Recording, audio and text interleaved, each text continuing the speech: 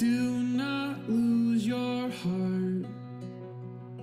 Do not let this weariness go on. Do not lose your heart. Do not lose your hope. Do not let the bitterness take hold. Do not lose your heart. Consider him. He endured your every sin. See his face. Feel him lift your every way.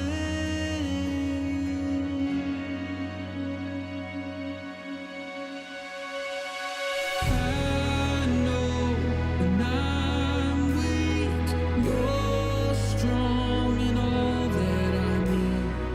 I know when I'm weak, you're strong in all that I need.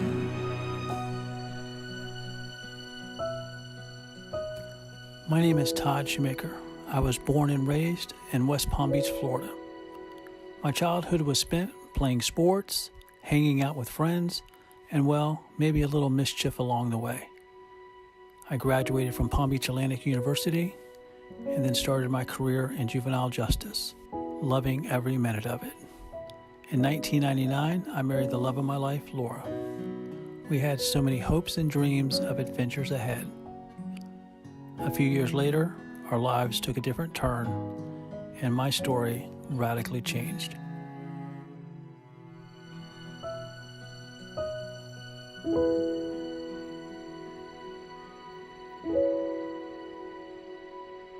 In 2002, less than a year after 9/11, Laura and I were attending Christ Fellowship at the time, and I was volunteering in the middle school department, and they offered me an opportunity to go to New York and be part of a missions trip. I remember I had never been to New York City before, so I was excited about that. So we arrived in New York, and that night, as I was just having some quiet time and reflecting on the day, I felt God saying, I need you to fast all week. From about 10:30 until almost 1 in the morning, I kind of tried to bargain with God. What's the purpose? Like, if you can give me a reason for it, then I'll be a little bit more inclined to do it and not have all these questions. But there was just nothing. It was just like, I just need you to fast this week. Finally, at 1 o'clock in the morning, I just felt God speak to my spirit and say, you're either going to do it or you're not going to do it. I'm not going to force you to do anything, and I'm going to give it my best shot. We got back on a Saturday afternoon, and Laura picked me up, and I said, I have no idea why I fasted. I said, I didn't get any answers. And her, being the smart one of the two of us, said, well, maybe God's preparing you for something in the future. Maybe this was just the first part of it. I just came back tired. She said, well, you know, you're in your 30s now, and you've been going all summer long. Just rest up. Just take some time off from volunteering and just rest up. So did that, but a few months later, I was just like, man, I'm just still really exhausted. And I hadn't been to the doctor in probably 7 or 8 years. So Laura set me up with one of her doctors, and he said, I think I need you to see a specialist. I think I need you to see a rheumatologist. And they came back and said, you know, you have several forms of crippling arthritis. He's like, no, your case is pretty severe for somebody your age. You have a pretty severe case. And I'm thinking, really, I'm just tired. So that started a year of being on experimental drugs. I just kept feeling worse. The meds weren't helping. They kept changing meds. We had mentioned, you know, maybe we'll try some holistic, some all natural, and some of the pharmaceutical. She said, you'll be in a black box within 5 years. Really, like you would say that to somebody. You feel lost. You feel like you can't do anything to help him. We had him all over to try to figure out what was going on with him. No one could ever figure it out. We were so green. We had no clue between shock, between fear, between anger. Anger. Those were kind of the emotions that we dealt with early on. I was on my way home from work one night, and it was later, and I started coughing up blood. Of course, she freaked out, and she goes, "We got to go to the emergency room." And I said, "It's 9 o'clock at night. I'm not sitting in the emergency room all night. I will go see the doctor in the morning." In May of 2003, we'd had a chest x-ray, and it was negative, didn't show anything remarkable. And so this was August that I was coughing up the blood. So I went and had a CT scan of my chest done. The next morning, which would have been Wednesday, the doctor called me before 8 o'clock in the morning and said, "I need to see you and Laura in my office." I said, "We'll come after work." And he said, "No, I need to see both of you within the next 30 minutes. And so we get to the doctor's office, no waiting in the waiting room, took us straight back to his office, and he had 2 x-rays up. And he said, "Todd, what's that one x-ray look like?" And I'm like, "I don't see anything." And he goes, "Exactly, that's your x-ray from May." He goes, "Look at the one from last night." He goes, "What's the difference?" And I said, "Seems like there's a mass or something like in the middle of my chest." And he goes, "Yeah, you have some type of tumor." I mean, when you're first diagnosed with something and you really never had a lot of experience in the medical world, you have no idea. And that's when we kind of made the determination that if I survived this, that we would always reach out to people who were going through what we were going through to help them through the journey, because we had nobody. About 2 or 3 weeks after being diagnosed with a tumor, they had to do a biopsy. I was very at peace that morning. I was just like, okay, well, let's just see what's gonna happen here. When they took me back, within 20 minutes? Very quickly. 20 minutes, the surgeon came out and told Laura, "It's so big, there's nothing I can do. We think it's very fast growing," because it wasn't there in May, and then all of a sudden, it's the size of a golf ball in August. We just could not believe that he could possibly have anything like that. And it was such a shock. It was very hard on everybody at that time. It was just such a unknown territory that it was overwhelming. All of these conversations about potentially having cancer and surgery and will he come through this? Lord, I know you're in charge, but I can barely breathe. I anticipated potentially losing him. I think you're always tempted to be upset at God when things like this happen. And the thing that keeps you from going down that mental road is Todd's faith. I was in ICU, I was hooked up to a lot of machines, and everybody had left, and I was just kind of there by myself. And about 1 o'clock in the morning, which kind of become God and I's time, he would, for the next 17 years, he would wake me up at 1 o'clock in the morning to have these conversations. I never heard an audible voice, but he would always speak to my spirit. And I remember that being the first time he did that and said, "Hey, remember when I had you fast last year and you didn't know why?" He said, "Here's your answer. You're gonna walk through a journey that no doctor's gonna understand, no medical expert's gonna understand, but it's gonna be okay because I'm always gonna be there with you. I needed to prepare you for this time." When I found out Todd was sick, it was heartbreaking. It's like hearing about someone as if my mom had come down with something. The thought of losing that person and the hole that it leaves in your heart, you just don't want to deal with that, especially in regards to who Todd was. Todd was someone that because of the life he lived, you felt like he should be around forever. And I remember them wheeling me back, seeing the doctor, the surgeon, and the nurses. And I remember saying, "Hey guys, today's gonna be a breeze." And when I came out of surgery, I remember being in recovery, and there was a nurse standing next to me, and I said, "Hey, so how did surgery go? Did you get all the tumor?" So she calls the doctor over, and he goes, "Never seen it before, where a tumor came out in one piece. We can't say that you're cancer-free for another 5 years, but basically, you shouldn't have anything else to worry about."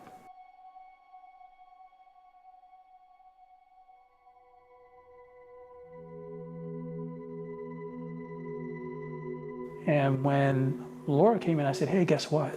I said, I'm gonna start running marathons. And she's like, what in the world are you talking about? And I said, during surgery, God gave me a vision that I'm gonna start running marathons.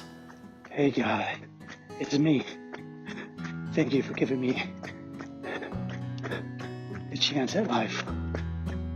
When I got home, Laura's like, you know, you keep talking about this marathon thing. She goes, have you ever even run a marathon? And I'm like, nope. She goes, when's the last time you ran? And I said, probably for real, probably like 10 years ago.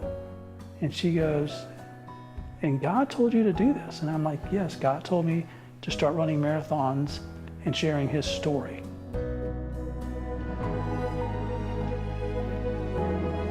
First of April, I think, I said one night, I was like, okay, let's try this out. Let's see how we do. And I ran 1.5 miles that night. Thank you for allowing me to run again. Hey devil, you thought you had me beat. And I thought, oh, I can do this. Doing 1.5 miles is much different than doing 13.1 and 26.2 miles, but I'm like, I'm good. So I started running and we compromised, and she said, just do a half, not a full. So did a half and had my family and friends there, and it rained from the beginning of the race all the way to the end, but I was just like, I don't care. So I just kept running, and I kept sharing my story and sharing the gospel with people. And I thought, hey, you know what? We had a little health scare, and now we're good. 2006, we were out running one night. I was running and she was riding a bike, and she said, honey, why don't you move your right arm when you run? You hold it right here. She said, your other one moves, but she said, you just hold this one up here. And I'm like, I said, I really, honestly, I've never noticed that. And she goes, well, walk for me. And I started walking, and she said, your right arm doesn't move. And so that started a year of, okay, maybe you have ALS, maybe you have this, maybe you have that. And we were just like, okay, my goodness, we just got through all this. Now we're going through another roller coaster. They sent us down to the University of Miami. You have young onset Parkinson's. Parkinson's disease is a neurodegenerative disease. It's a progressive disease because your brain is actually losing brain cells, and we're not stopping that. We're just treating the symptoms. Eventually, people will become more sedentary, not be able to walk, and then bedbound. Most people will also have difficulty talking and swallowing, so they'll not be able to maintain their nutrition properly. My first response was, well, can I still run?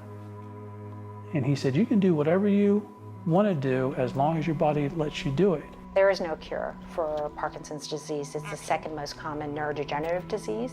The average Parkinson's patient lives 5 to 8 years after the diagnosis. Eventually, it will take your life.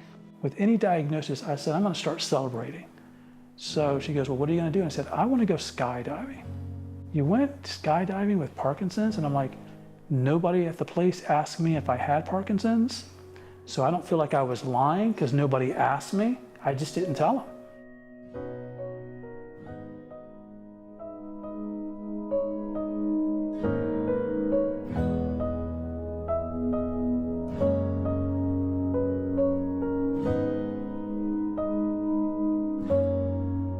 Once again, at 1 o'clock in the morning, thank goodness I was up at 1 o'clock in the morning on New Year's, so God didn't have to wake me up. I felt him tell my spirit, I need you to run 1,000 miles this year. And my first response was, well, God, you do know I have Parkinson's and I'm a cancer survivor. So the next morning, I said, hey, honey, guess what? God told me I need to run 1,000 miles this year and share his word even more than I've shared it in the last few years. I'd always just pat him on the leg and say, whatever you want to do, honey, whatever you want to do. I got to a point where I was running 2 to 3 marathons a week. I mean, I was feeling good for a while, but then at the end, I could feel like I was getting a little bit weak, and I thought, okay, well, maybe the Parkinson's is starting to, keep me from doing what I am doing physically. So I thought to myself, well, maybe I won't be able to run much longer. He looked like death coming across the finish line, very white, very pale. You really look like you're just a person that's already dead but you're still moving. I ran a few 5Ks from January to March, and I woke up with what I thought was a cold, and it was flu season, so I didn't think much of it. I thought, okay, I'll do antibiotics for about 10 days and I'll be good. Came home early from work, which I never did. And Laura came home and she's like, what are you doing home from work? And I said, I just don't feel good. I just feel like my body, something's going on. And she said, well, let's call your oncologist. And he said, get him to the ER. They said his body is going into a crisis. Different organs were shutting down. And so when we're in the emergency room, this was just all new information. It was shocking. And they said, Todd, you might only have 24 hours left to live. And he was close to dying.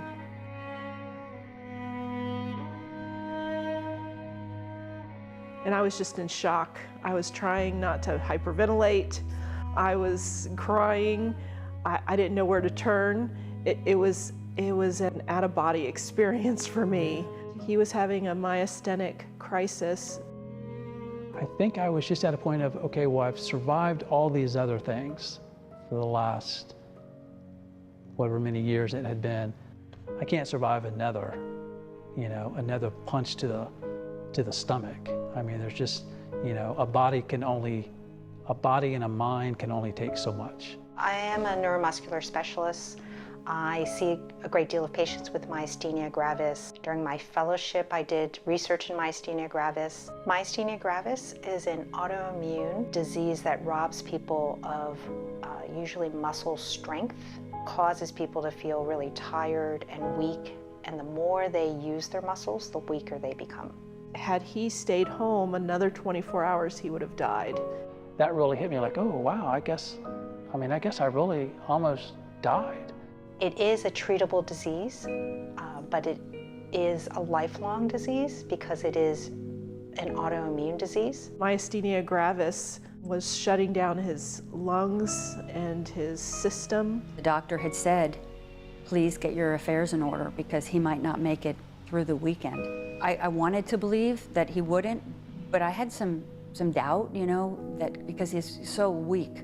Yeah, honestly, during this journey, there were days that I thought I was going to die. I thought Todd would die at any time. I would visit him frequently, and I would come back and tell my wife, I think Todd is probably going to pass away. So, yeah, there were times when I thought maybe we were going to have to say goodbye. Things just kept getting worse and worse and worse, and it got to the point where you're asking yourself, like, how much can one man take? And Todd's a man of faith, His faith is the reason for my faith in a lot of ways. I've witnessed Todd go from a healthy, strong, energetic man who was running marathons to a frail, totally disabled individual who was on death's door. If God really loves him, why does God allow him to go through everything he's having to go through? And I think that was the toughest part about watching him endure it, is knowing how good of a person he was, and to see him going through what he was going through was as unbearable to watch as I'm sure it was for him to endure. As we're going through all this and through the shock, I hear God say, Todd, just pray to never look sick or act sick. And I looked over at Laura and I tell her and my sister, like, that's what God's telling me, is don't look sick or act sick. And she's like, well, honey, you look like really sick. Todd had gotten down to about 112 pounds. When you're a 6 foot tall man, he just looked gaunt. It was the worst I'd ever seen him in my 12 years, at that point, 11 years of knowing him. And I thought for sure, I think this is kind of what death looks like. We used to travel quite a bit, and every time we would leave town, we would say goodbye as if it was the last time, because it truly looked like it could be the last time so many times. We would text back in as we were traveling, how you doing, how you doing? And it was always a good thing to get home and find Todd sitting in his seat.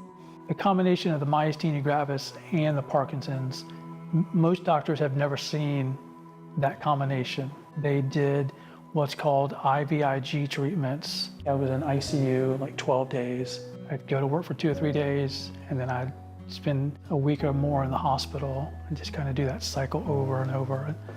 I was working, and my doctors walked in, and they're like, what are you doing? And I said, I've got to finish up a report. Just give me a minute. And they're like, you're still working? And I'm like, yeah, I'm still working. And they're like, you can't work anymore.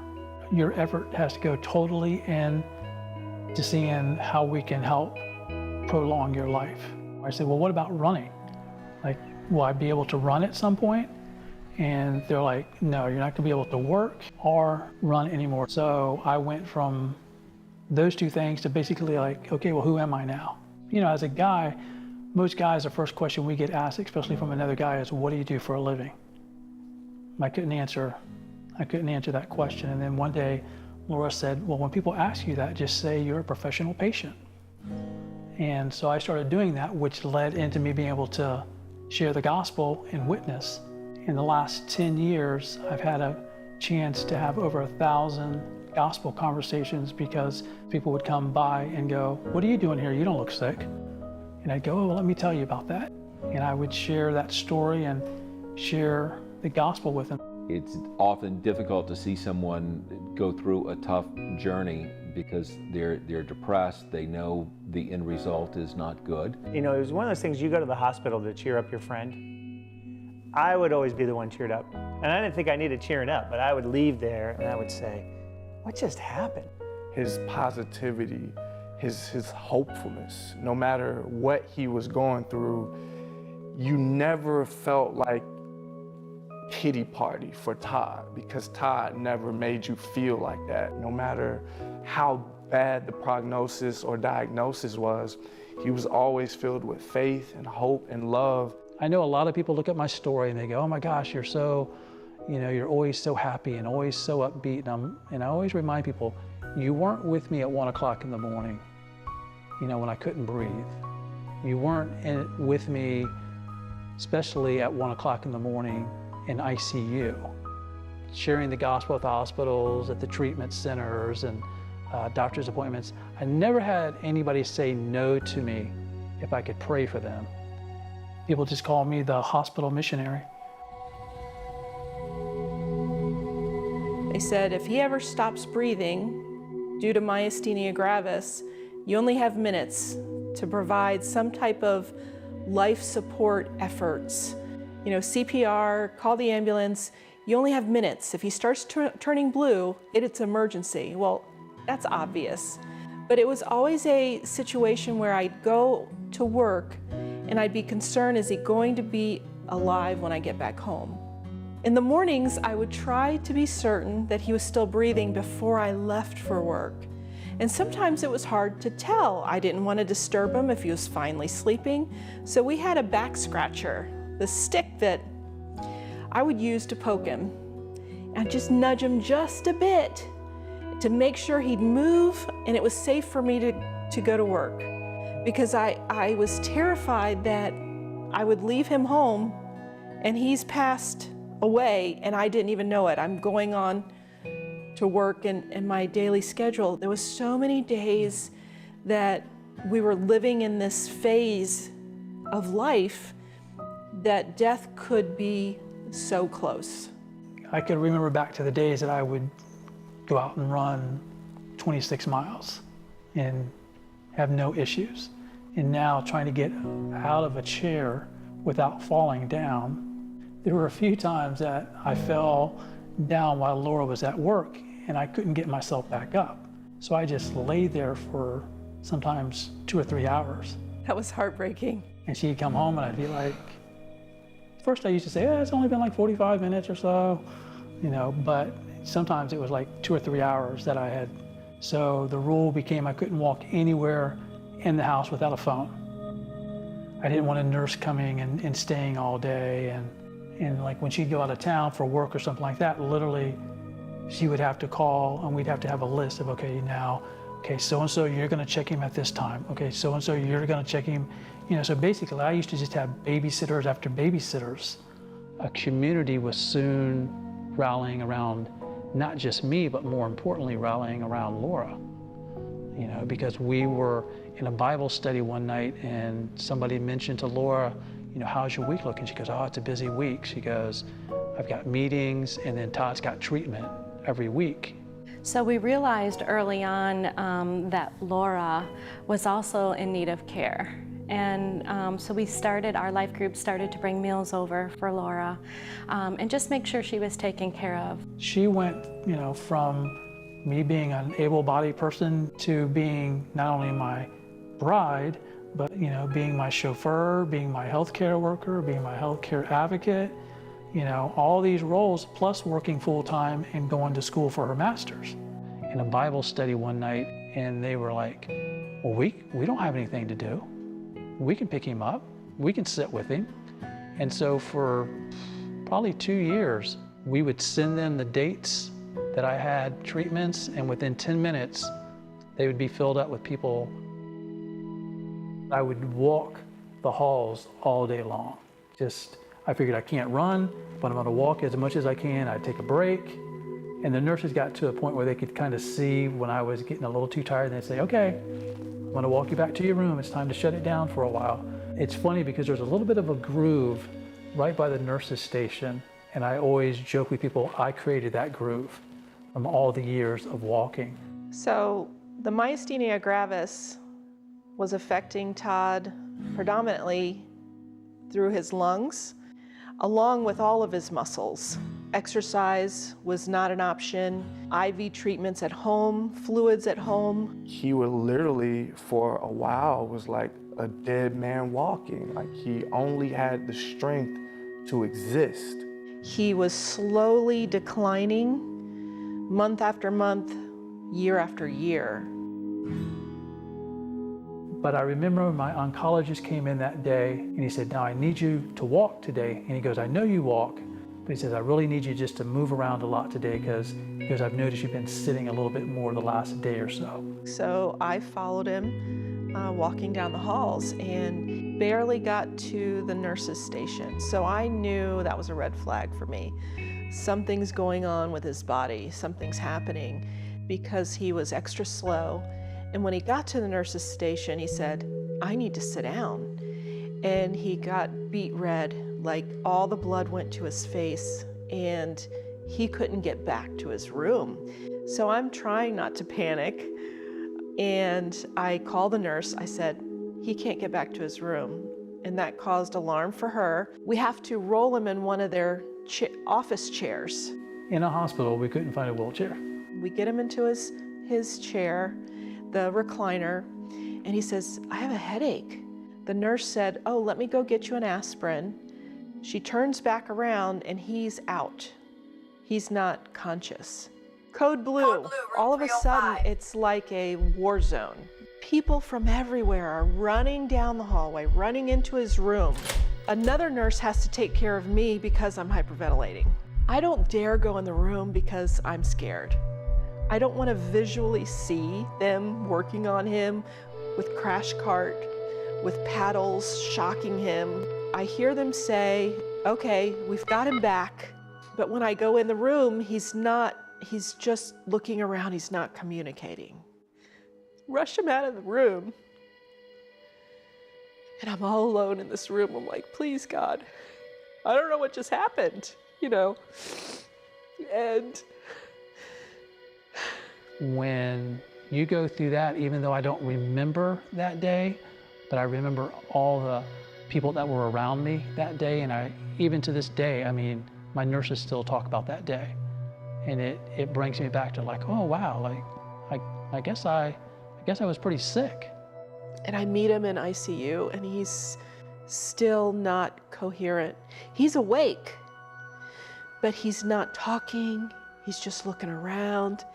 And in my mind, I'm thinking, did he have a stroke? Does he have brain damage? Is he gonna come out of this? What is happening in his body? And that's when your mind starts to wander. And you go, okay, and that's when the enemy would say, you're not getting out this time. You're not, and you're not as strong as you think you are. So it was the next day. He was finally communicating. He was coherent. He could have a conversation. He's like, what happened? I said, I really have no idea.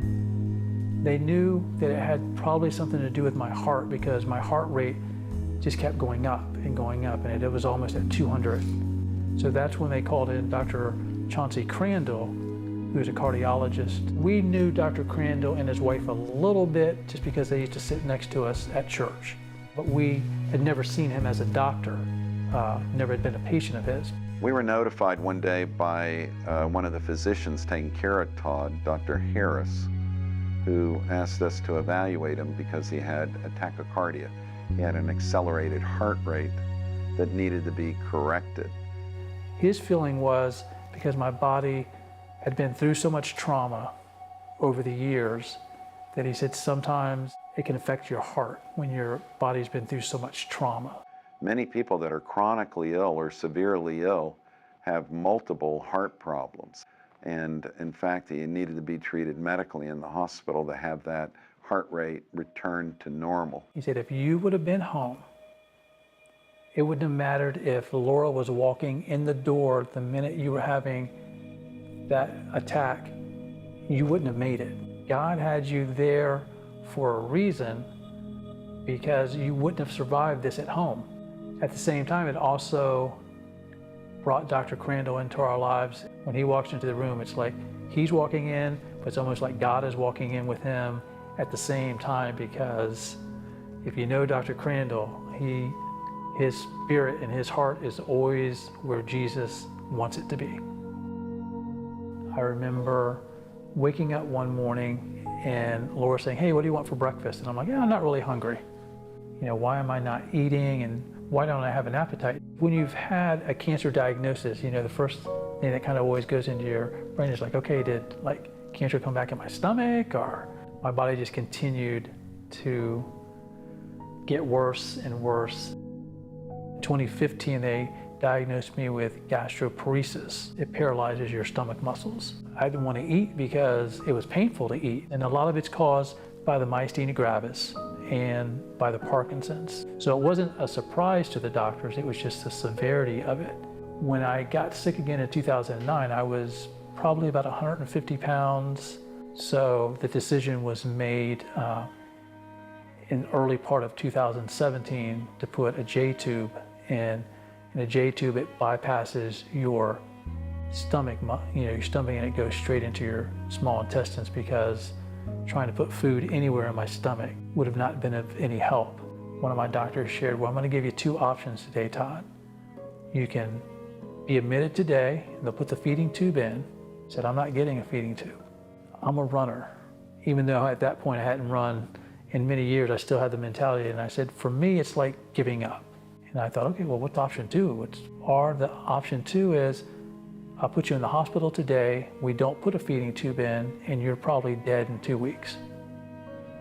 So I said, well, I guess I'm getting a feeding tube today. And that became the whole journey itself. He had such a whisper of a voice, he would remain silent and not even engage in conversations. My voice for a number of years had been getting weaker and weaker. I'd seen a speech therapist off and on, and finally she came up with an idea of a voice amplifier, and it's called a chatterbox.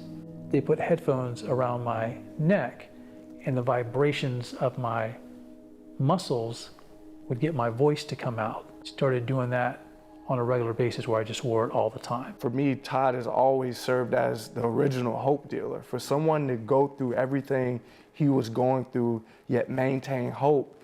Even as I was going through the roughest times in my life, I could always just think about Todd. Well, Todd's nearly dying, yet he's not giving up. Todd can't talk, Todd can't eat, but he's still hopeful, focused, and faithful. So no matter what I was going through in life, I didn't even have to open the pages of scripture to know that God was with me. I was leading the group, and Todd came in. We have maybe 30 to 35 people in the group, and I remember him sitting maybe 2 seats to my right. At that time, he was using a voice box, and he had a feeding tube, so it was very weak. And he just, when it was his turn, he just announced to us as a group that the doctors have given up hope. And they've diagnosed me with wasting syndrome.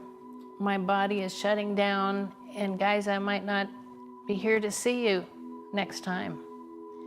I can't describe the feeling that I had, or anyone in our group.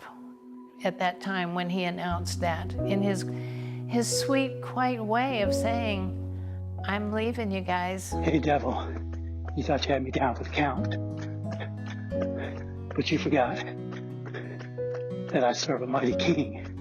We used to try to have friends take me places, and Laura would take me places. And finally she's like, well, you know, there's Uber and there's Lyft, and I can sign you up for that, and you can go anywhere you want to go, anytime you want to go.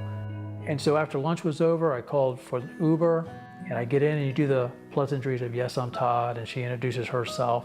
I was very sensitive to the presence of God that came into the car. He was prompting me to say to this gentleman. But we're sitting there, and I notice she's not going anywhere. And I'm thinking to myself, well, why aren't we moving? And then I turned around and I began to speak. God told me that you have a story to tell me. And I'm like, excuse me? And she said, this morning during my quiet time, she said, God told me I would meet a man today that's dying. He can't eat, he can't speak, and he only has months to live. And I'm thinking, how does this lady know me? And she goes, God told me that you're supposed to tell me your story. So after the initial shock, I shared a little bit of my story with her, and she said, well, God told me to tell you that God is going to heal you. She goes, that little thing that you wear around your neck, you're not going to wear that anymore. She goes, I noticed you got something in your stomach. You're not going to have that issue anymore. And I said to him, and I recall it, that God is going to use you to bring healing to others around the world. There's nations that God is going to send you to. So I'm kind of thinking to myself, okay, that's a lot of information to take in. She dropped me off at home and never saw her again. In February, the doctors just pulled us into the rooms and just said, you put up a good fight, but we just don't see how you can survive this year with your numbers, the way they look. The feeding tube obviously is not working. He had muscle wasting, but overall generalized wasting, and we call that in the medical terms failure to thrive, so that he really isn't living. He's basically, his whole body is shutting down and dying. And in his case, I believe that was happening because of malnutrition, the inability to kind of sustain himself. The doctors had basically given up on Todd. Part of us was kind of like, well, they said that before. But then I think Laura realized, yeah, but you've never looked the way you look now. His body physically was exhausted and he couldn't last much longer. I know Todd from church, and I would see him week after week wasting away. He was beyond a scarecrow. He literally looked like a skeleton walking around, and I knew the time was coming close. And my heart would just go out to this man. And this was someone that our church has prayed over for many, many years, knowing that the doctors had nothing else to offer. You know, they were just at the end. I've had the privilege of knowing Todd for over 20 years. And through that season, he was healthy and strong at the beginning, but even though I saw him beginning to waste away physically, there was a spiritual tenacity and strength that was oozing from him, a determined faith that no matter what, I'm not gonna let go of my faith and my hope and my trust in God. I'm gonna hold on. We continued to pray as we watched him shuffle into church every day, getting worse and worse, yet we kept on praying. We kept believing God, and it didn't get any better. It just seemed to get worse by the day. And he is a man who was determined to position himself where God could work and move and bring healing to his life. You know, sometimes God does a miracle in a minute. Other times he takes you on a journey of little miracles. And the good part about the long way around to your miracle is that more people get in on it. And what I realized, that Todd really was this man that absolutely refused to die. He was going to be alive and vibrant in Christ, and he would not let his physical body dictate the spiritual health and vitality of his spirit. And we can learn from his wonderful example. A lot of times when people have dealt with illness for so long, their body just finally says, I'm just tired, I just can't do it anymore. They said, we have no other treatments, we have no other answers for you.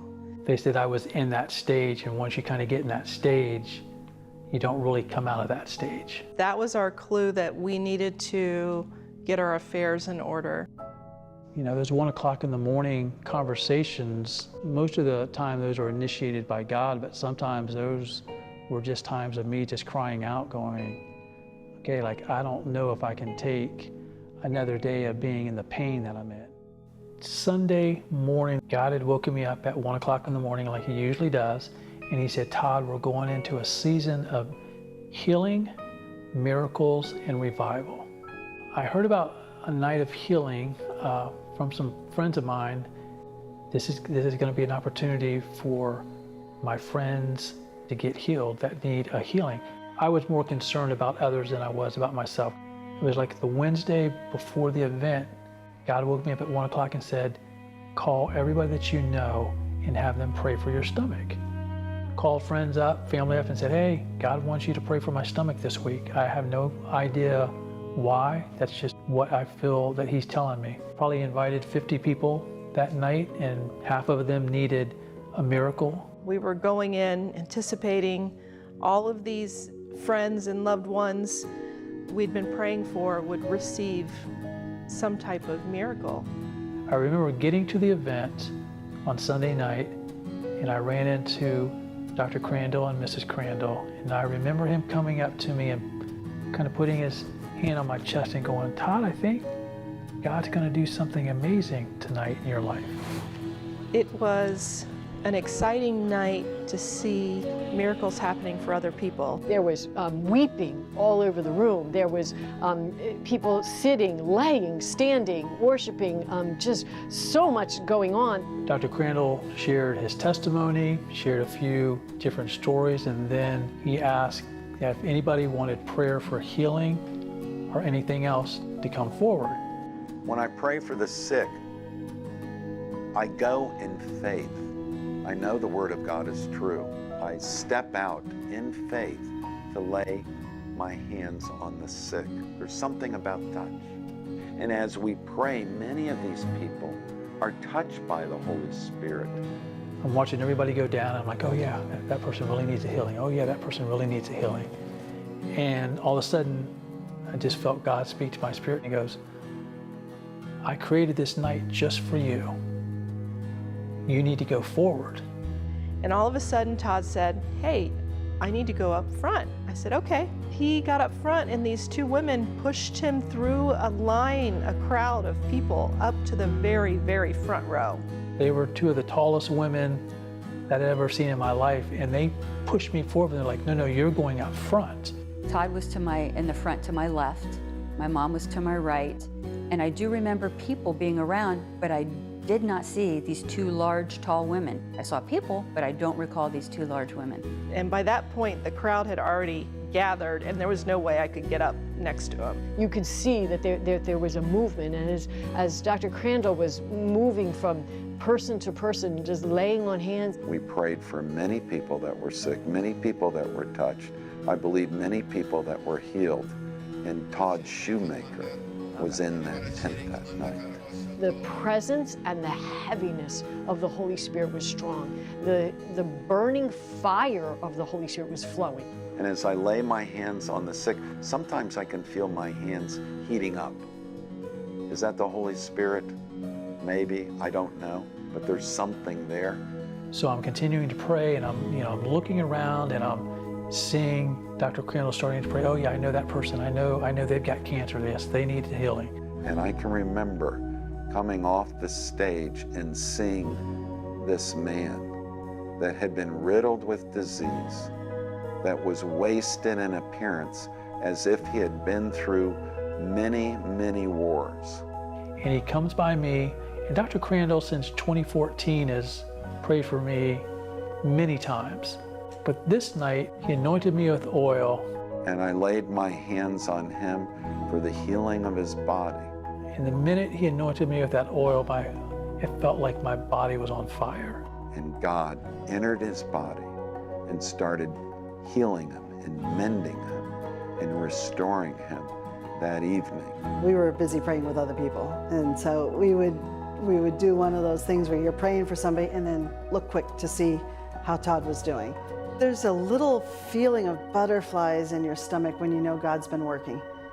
And those butterflies were everywhere in my stomach. It was just like, this is it. I know this is it.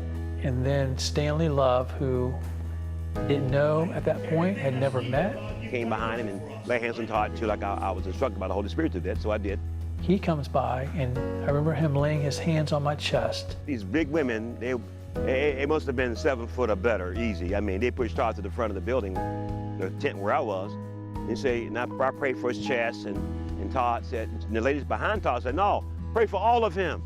He said, these 2 women in the back, he said, they're Amazon women that are standing behind you. I lay hands on his chest and pray for him, and she said, oh, I lay hands on his stomach. So he moved his hand from my chest down to my stomach, and he was praying for me. And I prayed again, and I thank God for healing Todd completely, and I walked off. And the minute he took his hand off my stomach, all of a sudden I'm like, that feels like a hunger pain, but I don't really know what that feels like. So I looked over at Laura and I said, I think I might be hungry. And I thought, what? I said, turn your voice down. People are still praying.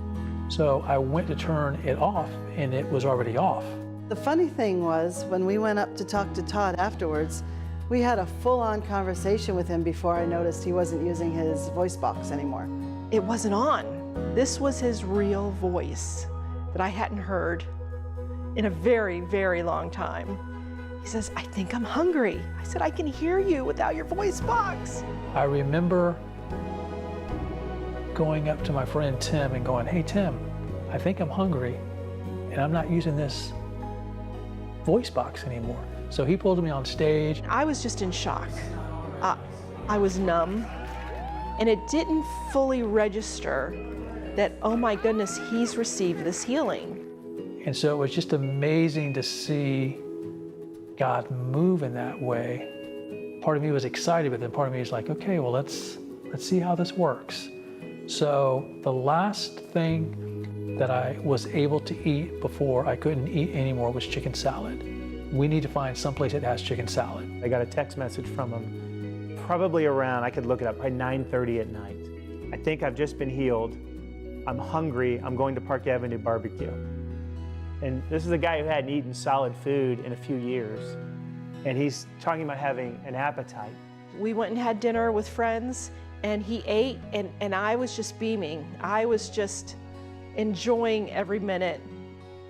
When I found out about Todd's healing, I thought maybe Todd had lost his mind. I didn't believe it. You know, if I'm honest, I'm like, there's no way you're healed. Like, there's been too much for too long. Someone in his boat doesn't just get healed and wake up and is running and living a normal life. You don't go from that to just, I'm normal now and I'm gonna eat. I certainly believe in healings and that sort of thing, but I really kind of need to see it in order to verify it, and maybe that's a weak faith for me. But what changed for me is whatever I saw Todd eat, it's like, you know, the world's okay now. It was unbelievable. As the days and the weeks went on, I thought, oh my gosh, he's received his healing. He is not going to die. We have life again. Wow, I don't have that fear. I don't have that grief. It's not my ever-present companion any longer. We have a future together. A king that has me living. A king that has me thriving. A week and a half after my miracle, I said, God, I've never asked this question, but I've got to ask now. You could have healed me at any point in the last 17 and a half years. That first year, 5th year, 10th year, any time you could have come down and you could have laid hands on me and I would have been healed. I said, I do have to ask why it took so long. And I clearly heard him speak to my spirit and say, if I would have healed you that first year or that 5th year, all your doctors could have taken credit for that. Now nobody but me will ever be able to take credit for your healing. So you wait till there is no other hope. When the doctors give up and you're totally shutting down, then God says, I got this. And I am going to heal Todd, and he's going to touch the world with his testimony. Probably about a week or two after my healing, we went to Atlanta. During that time, we both really got sick. I'm thinking, great, I just got this healing, and now I'm sick again.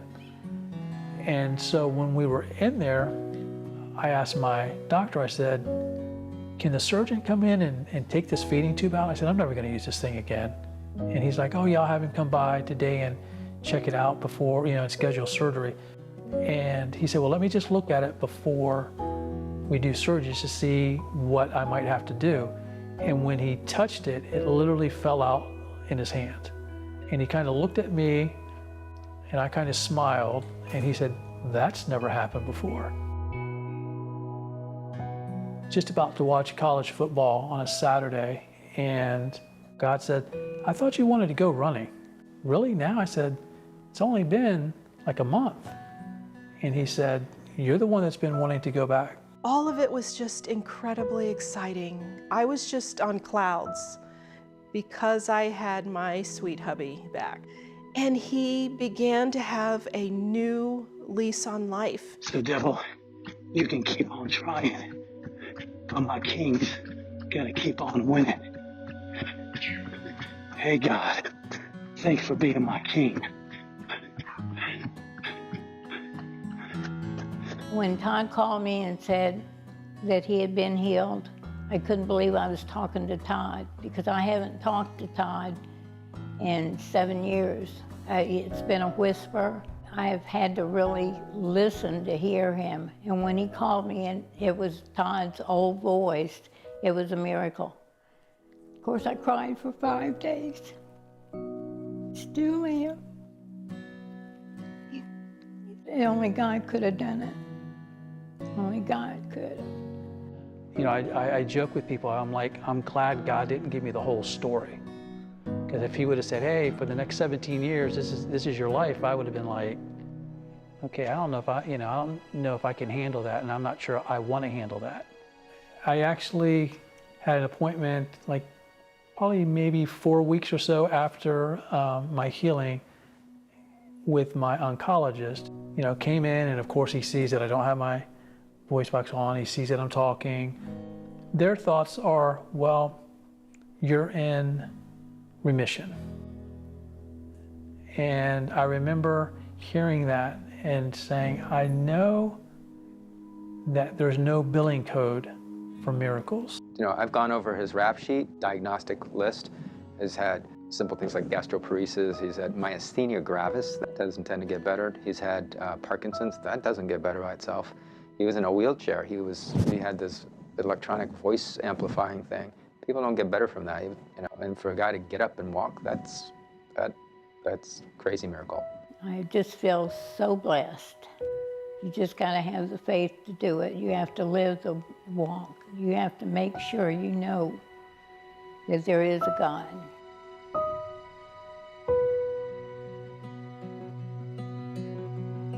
Do not lose your heart. Do not let this weariness go on. Do not lose your heart.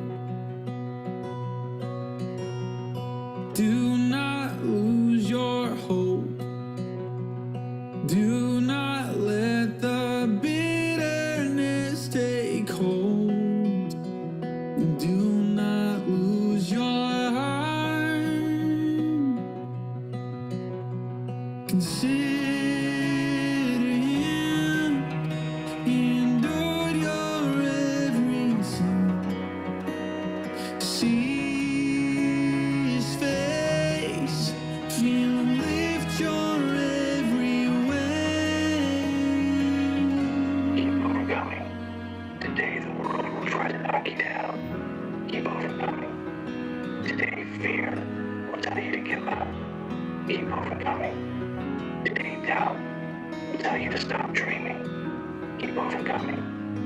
Today your past but you're not good enough. Keep overcoming. Today you might feel overwhelmed. Keep overcoming. Consider him. He endured your every sin. See his face, feel him lift your every way. I know when I'm weak, you're strong in all that I need. I know when I'm weak, you're strong in all that I need.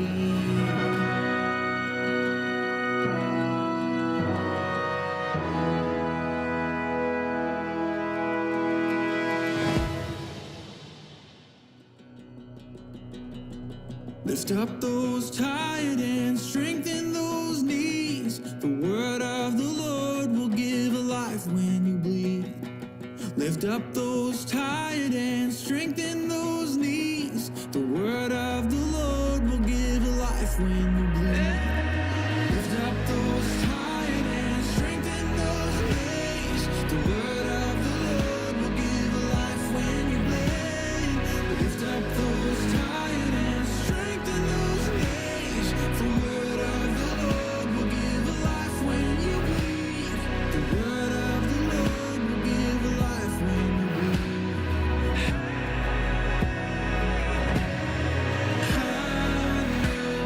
When I'm weak, you're strong in all that I need. I know when I'm weak, you're strong in all that I need. And I know when I'm weak, you're strong in all that I need. I know when I'm weak, you're strong in all that I need. Clouds of witnesses,